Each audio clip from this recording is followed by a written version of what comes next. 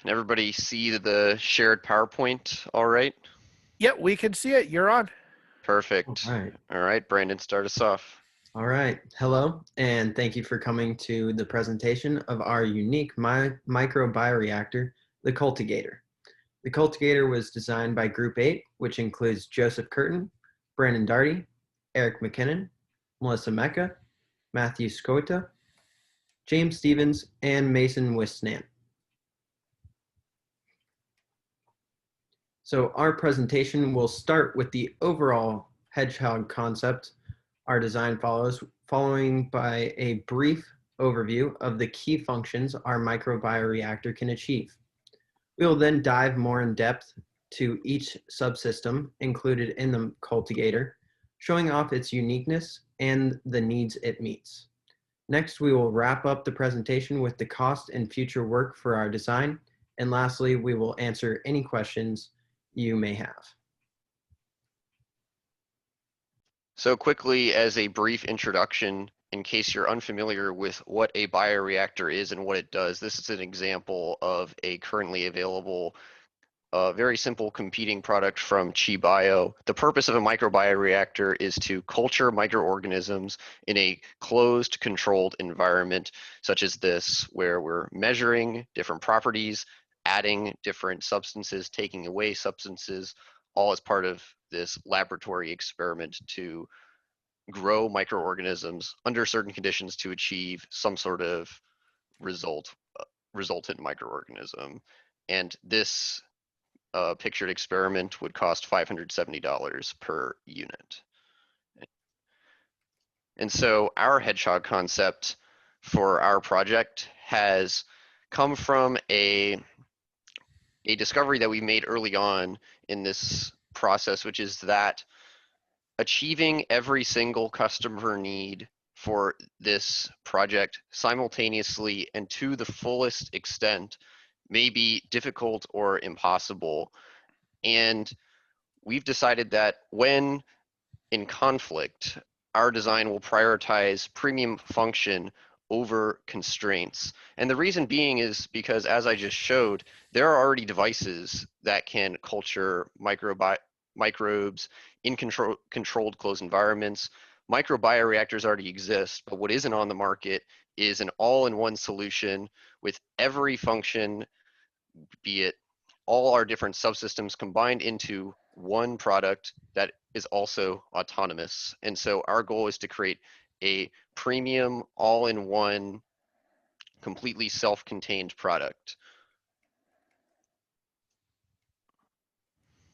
All right, so a quick overview. Our device is 60 inches long by 24 inches deep by 38.5 inches high, which fits within our understanding of a standard lab bench worktop area. Has a total weight of 335 pounds, which is below the 750 pounds of a standard lab bench weight limit, and has a power draw of about 600 watts, which is lower than the 1800 watts available from a standard wall outlet.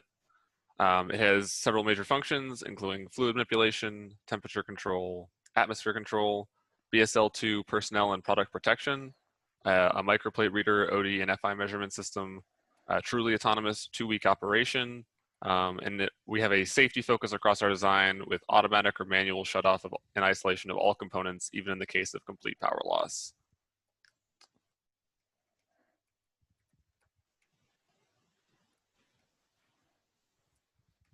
To help you understand the maturity of our project or our product, we have given each of our subsystems a technology readiness level.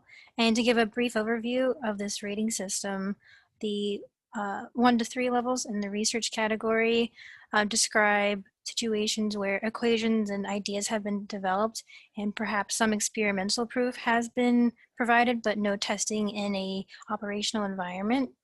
Levels 4 through 6 in the development category is for technology that has been analyzed and operated in a relevant environment, and perhaps a prototype has been developed. And finally, level 7 to 9, deployment is for prototypes that have been verified in operational environments or full systems that are ready for commercial deployment. So all of our subsystems will fall into either level 2, 3, or 6, based on the proven use of the involved components. So one of the user requirements was that the device had to be capable of operation in a BSL2 lab environment. So just a quick overview of what BSL2 is, since we've developed a lot of our things relative to the BSL2 standard. So the BSL2 is Biological Safety Level 2. It's a CDC standard designed to provide protection for working with hazardous diseases. Microbes that are associated with the BSL2 level are typically fairly severe and can cause serious sickness if allowed to infect people. So several examples are staph infections, HIV, and equine encephalitis. So not trivial stuff. The BSL2 requirements relevant to this project are daily decontamination of all work surfaces when work is complete, and all procedures that can cause infection from aerosols or splashes are performed within a biological safety cabinet, or a BSC. This is the critical requirement for us. A biological safety cabinet is an advanced device that provides user and product protection through use of airflow and filtration. And they are governed by NSS Standard 49. And Class 2 BSCs provide both user protection and product protection via negative pressure and filtration. So our design is designed to emulate a Class 2A biological safety cabinet and has the appropriate HEPA filtration and airflows in order to provide both user protection from the cultured cells and product protection from cross-contamination. So the first system we're going to evaluate is, take a deep dive in, is the liquid handling system. The liquid handling system comprises of water reservoirs, a 3D printer style 2D axis motion rail, a Z-axis actuators, which allow for plunging, and as well as the tubes and or well plates. How this system works is the water is pumped, or the water solution with the microbes is pumped from the intake reservoir up through the system and then through the media nozzles into either the well plates or the tubes. The 2D motion rail acts as your X and Y, and the Z-axis, as stated, is allowed for plunging, which is both good for removing the solution, which is a customer need, as well as changing the heights between the well tubes or the well plates and the tubes, which have pretty different heights, so that needs to be accounted for.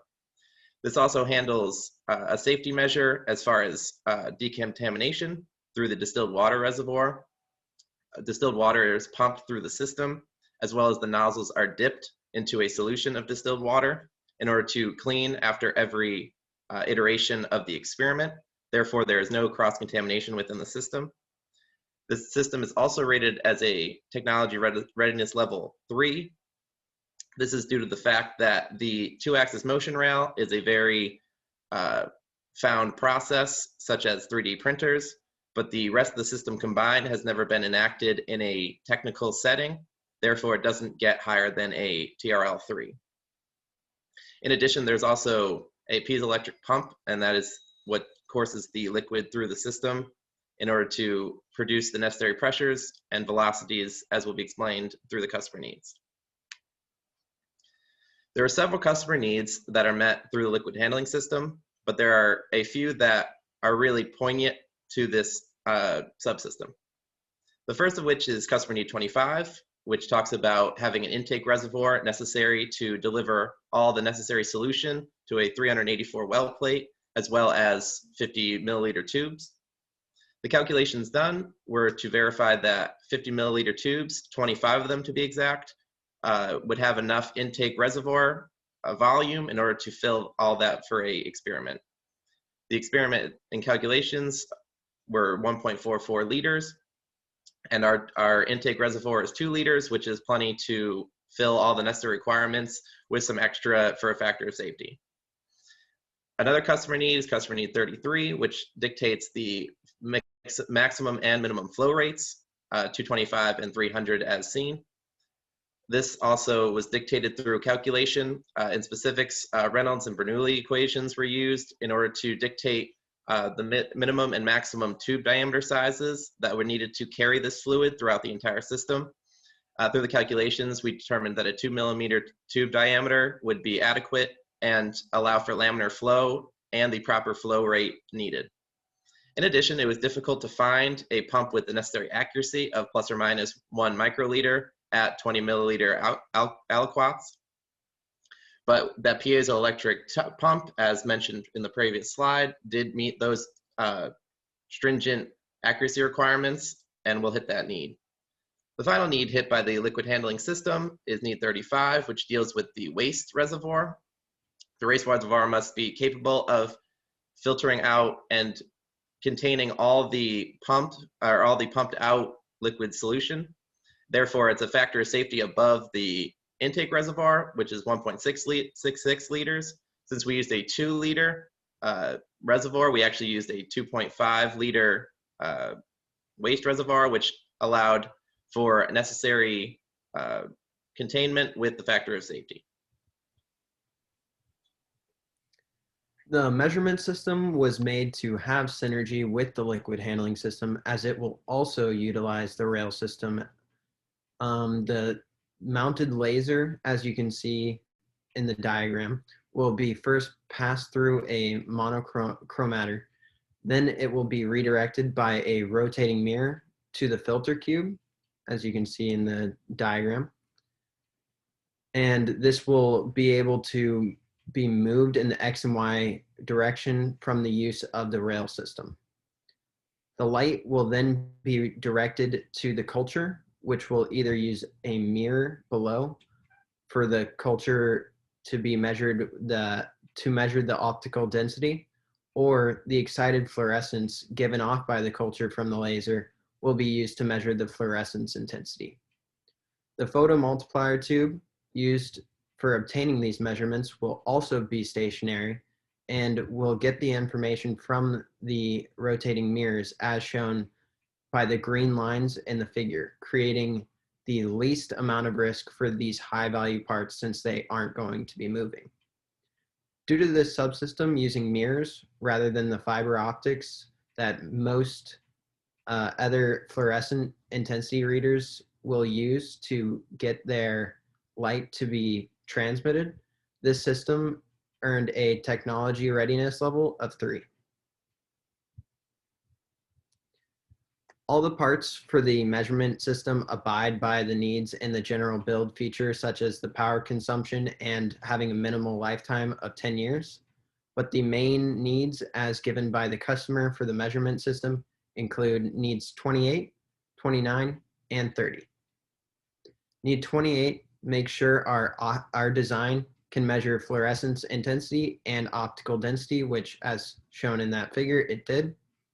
Need 29 states that the filter cubes and monochromators differ from how filter cubes are more accurate in measurements, but monochromators have higher wavelength range, so they can detect more.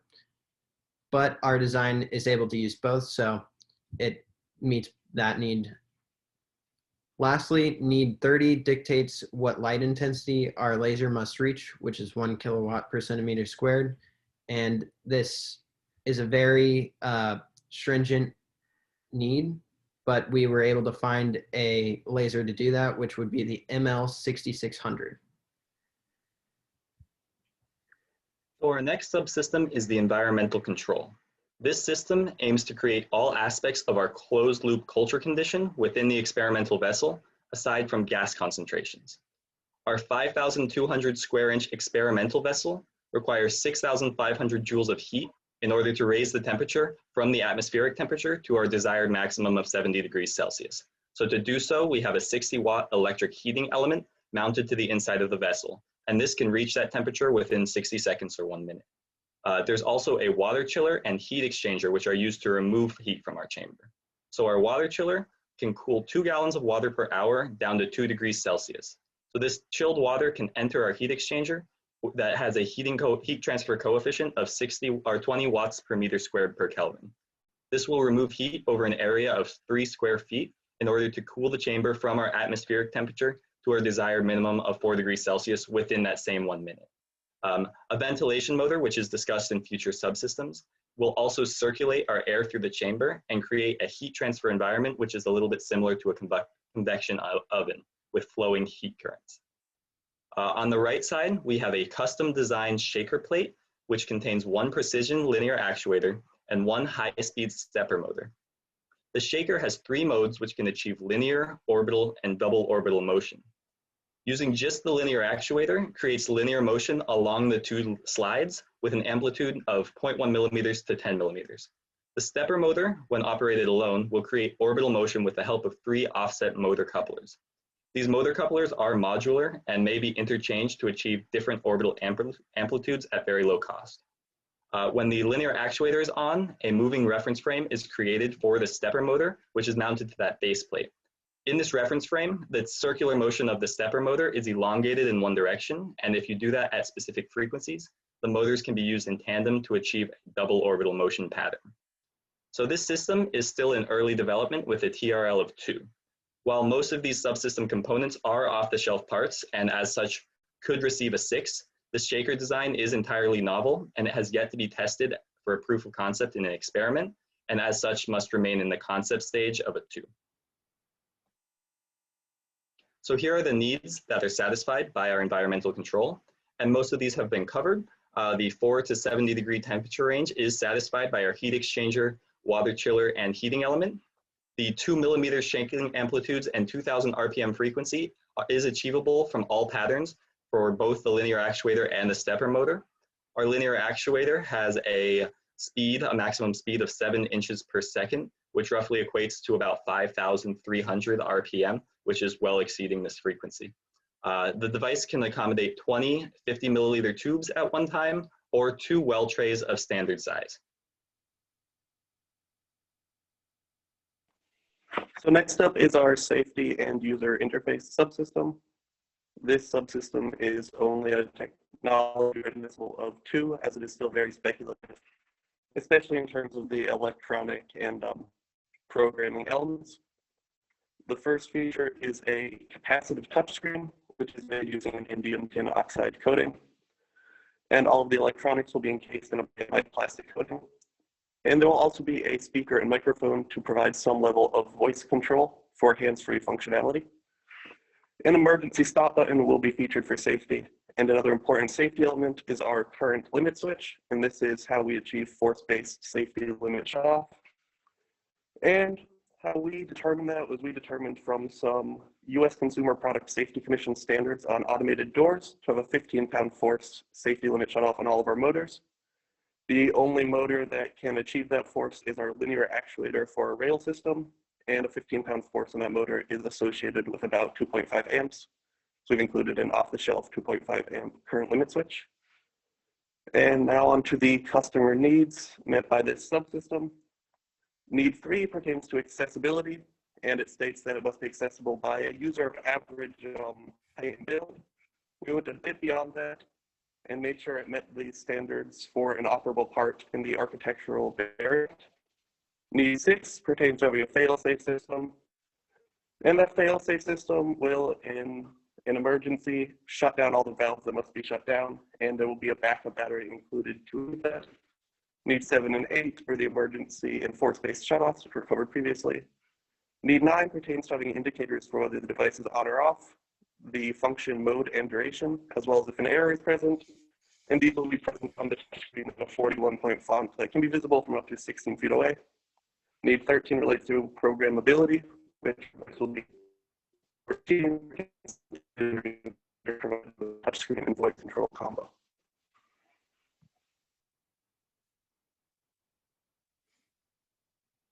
To handle the gas system needs of this product, we have included a gas tank and regulator in our design, as we've intended for our product to be all-inclusive and not require any external hookups. The included tubing system, it uses standard connections which are compatible with external lab equipment as well. So for each of the 5 gases required by the customer, helium, nitrogen, oxygen, methane, and carbon dioxide, there is a separate gas system for each of these. So each of these compressed gas cylinders can hold up to 2,000 psi and are around 10 inches tall. From there, a tank mount regulator dials down the pressure so that the mass flow controller can handle a pressure of around 150 to 200 psi. And these mass flow controllers will control the outflow of gases into the experimental vessel. From there, a ball valve that can be electronically actuated is included to shut off the flow of the gases into the experimental vessel in the event of an emergency or a system failure. For all of the tubing in this system, 1/4-inch polyurethane tubing is used as it has a low porosity and works well with these gases. To allow the flow of these gases into the experimental vessel, barbed tube fittings are used to make a seal and allow the gases to be controlled and inlet into the system. Additionally, there is a pressure gauge that is included inside the experimental vessel to provide closed loop control or feedback control to the system to maintain certain pressures within the experimental vessel and to keep the pressure inside the vessel below any critical levels. This system has a rating, a TRL rating of 6, as all these components have been proven in an operational environment. As for the customer needs, this system fits within the general build needs of the product from the consumer, and Need 4 states that the system needs to be easily assembled and disassembled with minimal know-how, which this subsystem achieves, as the tubing and all the connections can easily be operated and taken apart. This system includes a gas tank for each of the customer needed gases and meets this requirement. As for the effluent or waste gas, there is a fan and filter included in the experimental vessel or outside of the experimental vessel that will handle any of the waste gases, which will be discussed more in the next subsystem. Our experimental vessel is a fairly complex system that primarily handles our waste management for air-based waste. It is based off of a Class A2 biological safety cabinet. As you can see on this right-hand side, figure 35, this is from the NSF 49 standard that governs the construction and design of biological safety cabinets, demonstrates the airflow patterns that this system achieves. So when it is open to the environment, it has room air flowing in to the system at a negative pressure at a rate of 75 feet per minute, which generates sufficient negative pressure so that the user is not exposed to any of the microbes present in the system. That air is then pulled down below the main floor of the experimental vessel into several channels that go up the back of the vessel and into a blower motor. The blower motor we've chosen is capable of running the fairly high CFM values involved in creating these pressures, and as well as pushing them through several HEPA filters. We have a main HEPA filter that all air passes through, and then a one HEPA filter after the motor that is then passed through a diffuser, which creates even downflow across the entire work surface of the experimental vessel, which is used to provide cross-contamination protection for the product. The other HEPA filter is the waste HEPA filter, and any non-gas waste can be passed through this filter to either directly into the laboratory environment, as is permissible with a Class A2 BSC, or it can be piped directly into a external an external waste management system, which would pipe it outside the building. In addition, For gas-based waste, such as methane or oxygen concentrations, we have a vacuum pump which can pull most of the contaminated air into our waste reservoirs for later disposal, or directly into a external connection to a waste venting system as well.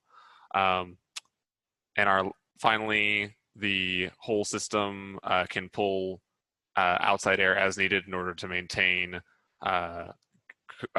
closed loop control of gas concentrations and internal pressure.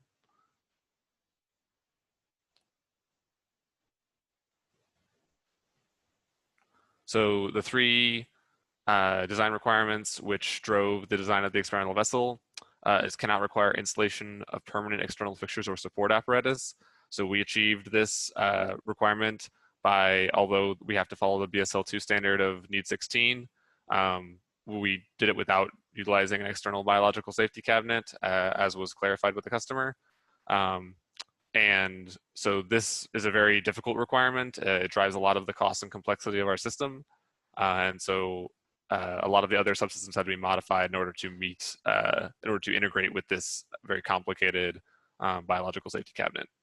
And then need 15, it must have all materials that come into contact with cell cultures and lab chemicals be non-porous and non-reactive respectively.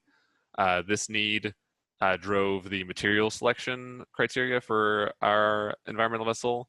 And our environmental vessel abides by the NSF 49 material selection standards for biological safety cabinets.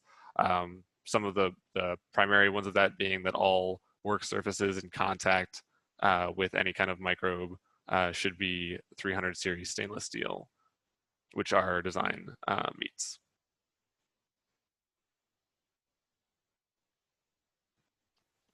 All right, so the next subsystem is frame and mounting. And as you can see, the main function of this system is to act as an overall enclosure for all of the aforementioned subsystems. We've designed a computer case style enclosure with some venting in the back. It encases all the subsystem and parts and also allows parts such as the safety system and this mounting bar over here to be hung on the side, providing an overall structure to the system. And another primary function is acting as passive cooling for the system, because as we mentioned before, the experimental vessel can reach temperatures of up to 70 degrees Celsius, and it's made of conductive stainless steel, so it will get very hot on the outside. So as protection, we've installed a barrier of several inches of air between the experimental vessel and the case. And due to this air barrier, without any additional insulation, the maximum case temperature will be only 29 degrees, so safe to touch. And this will protect against burns that could otherwise be caused by touching the hot experimental vessel. And we've given this system a rating of TRL 6 because everything inside this system has been effectively tested in a off-the-shelf environment. And some other quick things to mention is that this system has access doors so that the experimental vessel can be accessed from the outside. So relevant needs for the frame mounting system, it's defined the overall footprint of the system. It is the outermost enclosure of everything. The doors are at the bottom of the enclosure so that an average height and build user can access. And most importantly, there are no permanent external fixtures because everything is contained within the frame and mounting system. And finally, as I mentioned, need 17 necessitates that exterior surfaces not exceed 55 degrees Celsius, which even then is still hot enough to cause burns. So that is what drove our requirement to have an even lower surface temperature of the case due to our air insulation. Okay, so very quickly, the total cost of this design is $18,912, which is nearly double the budget for this project. It's based off a $56.74 per hour labor cost and a 13-cent per kilowatt hour power cost, as outlined in our course material from what we've learned. And we believe that this cost, while it may be higher than desirable, is unavoidable if our product is to deliver the premium functionality that our Hedgehog concept has guided us towards. So we have found microbioreactors that are in the $40,000 to $80,000 range that don't contain a liquid handling system like ours do. And we are happy to outline the cost of the driving OTS parts in the questions if you would like us to elaborate on that further. We did make efforts to reduce the cost of some OTS parts. A custom shaker was designed rather than purchasing one, which would have had lesser functionality at around $1,000. And the true labor costs will also decrease as the wages for MEC 3 TAs are less than this calculated estimation, as well as factory overhead. So while this number may come down, it is still outside of our budget. Finally, the cultivator is very complex. As we said, it's a premium system that addresses most of the customer needs, but this does not come without cost. Our estimates of what it would take to realize a functional prototype of the cultivator Hedgehog concept would be the current mechanical engineering team of 7, 2 to 3 electrical engineers, 2 to 3 software computer science engineers, a consultant from the biology department with detailed knowledge of the user requirements, between 10 and 14 months, and a $20,000 to $30,000 budget. This timeline does not align with the current core schedule of EML4502. In order to reconcile this issue, we're proposing a limited prototype of the experimental vessel and liquid handling system to be completed in EML4502, with additional systems being integrated in future semesters. And we anticipate that this will be doable with the current engineering team only, or a similar size one, and a much more reasonable budget. In addition, this limited prototype experimental vessel would be sufficient to prove the general architecture of the system for later additions to be integrated onto. That concludes our presentation. We're now opening to any questions.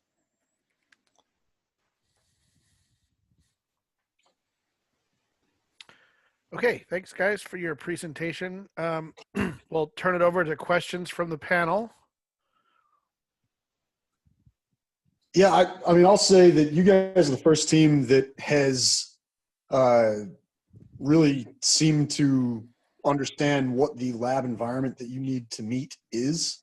It's possible that you guys maybe have missed the mark on this because everybody else came in, you know, without any sort of negative pressure containment and all that. But it sounds to me like you guys hit it and everybody else might have missed the mark on this. And I can certainly understand how that's going to drive a substantial cost and complexity. So kudos to you guys for recognizing that. I will ask a few things. You mentioned the weight of the system is 335 pounds. What's driving that weight?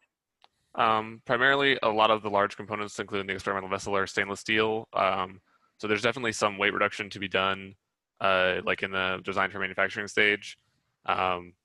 As well as there's several large, like the refrigeration unit is fairly weighty, as well as all of the gas tanks and stuff. So mostly because it's very self-contained, it gets heavier, and there's a lot of large metal components, which definitely could be lightened with further manufacturing. All right, is there a reason you have those gas tanks on board? Our interpretation of the user requirements was that there was like to be no external support apparatus, including having to like mount a gas tank next to the target or next to the user or area. We found because like large laboratory gas tanks have to have like strict handling requirements and like mounting requirements, it'd be better to have them integrated. So that is one option. You also could, our system does support like direct gas input from a laboratory gas system. So if that's not needed by the user, they could reduce the weight that way. We could sort of make that like an optional add-on. Okay. And one other thing I'll note in sort of concert with the lab requirements, your shaking frequency and amplitude. I don't know that anybody's really addressed that. You know, people come up with systems to do it, but then nobody's really said what requirement they're meeting by doing that. And if you're talking about, you know, up to 2000 hertz, 2000 RPM, you know, that's a, you know, significant design driver for your system. So I appreciate that you guys are considering that. And I guess the last thing I'll ask is, why aren't you using fiber optics? It seems like a mirror system is going to be complex to tune and maintain as things move. whereas optics sort of eliminate a lot of that. So our for the shaker thing, we got those values just for your information from a general research of other existing shaker solutions for microbiological usage. And so we sort of found a good median value of what was available on the market, and that's how we chose those values. And then for the fiber optic situation, most of the existing systems utilize, they basically have a very small contained vessel where they place the well plate to do microplate reading. And so they don't have to have a lot of dynamic motion like our system does. And so it's a large footprint. So in order to achieve being able to move this sensing head, I think it's almost 10 inches on one axis. It was going to be very difficult to like route fiber optics safely so that they weren't going to get destroyed by the motion. Don't you now have to move mirrors as you travel? Yes. We believe that the mirrors are going to be they're less sensitive to, they don't have to be like routed, whereas like a fiber optic cable is going to have to be has very like strict is going to have to be carefully controlled so that it doesn't exceed like its bending requirements, whereas the mirrors are like sort of self-contained. So as long as we have the mirrors effectively vibration isolated, and we have like a computer control system that can realign them as needed with the motors that they're mounted to, we can address that issue. We decided we were going to be able to address that issue more easily than the designing the system so that the fiber optics were protected. We could be wrong on that, but that's our belief. Okay.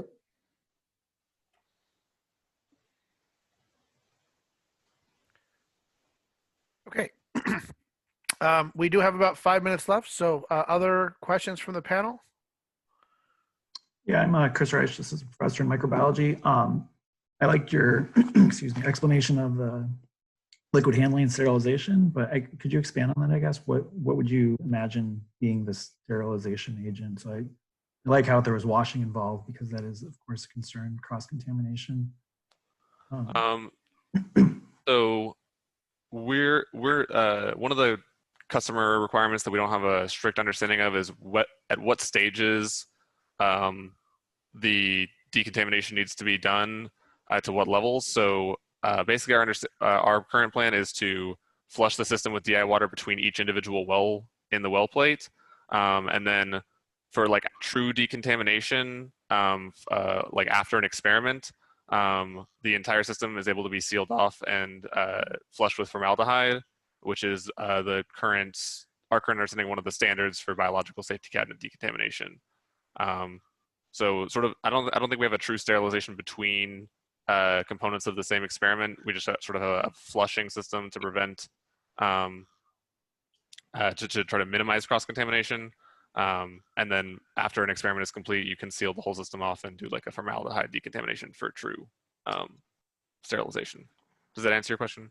Yeah, I mean, I guess I would recommend there should be some sterilization. So something as simple as ethanol or bleach or isopropanol between wells on a plate or between any sample would certainly be necessary. But yeah, washing with water is also good to get rid of that. We have so the system we use for there could accommodate basically any liquid solution. Yeah. So if that would definitely be an easy fix.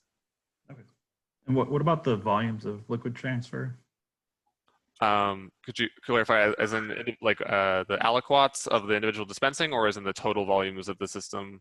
Like, are you talking about like which one? I guess mostly the aliquot, like the aliquoting, so moving between different.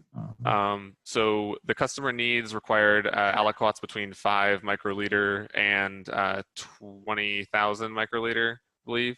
And so our current pump is capable of dispensing those size aliquots at the rates specified by the user requirement. So the tubing is essentially big enough to hold 20 milliliters at a time? Yes. Okay.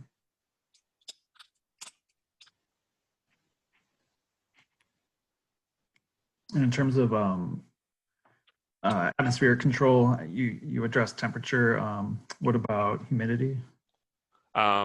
So our primary plan to do our primary plan to do humidity control is to effectively utilize like room temperature air or room conditioned air.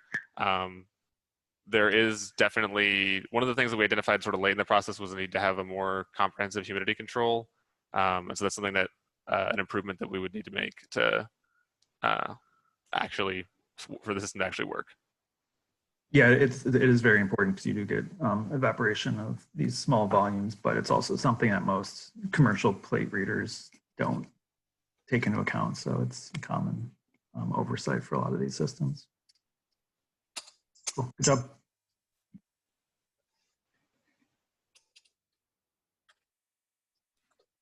Okay, we might have time for maybe one more short question. We're right at 1:30, but we could probably accommodate one more if anyone wants to ask.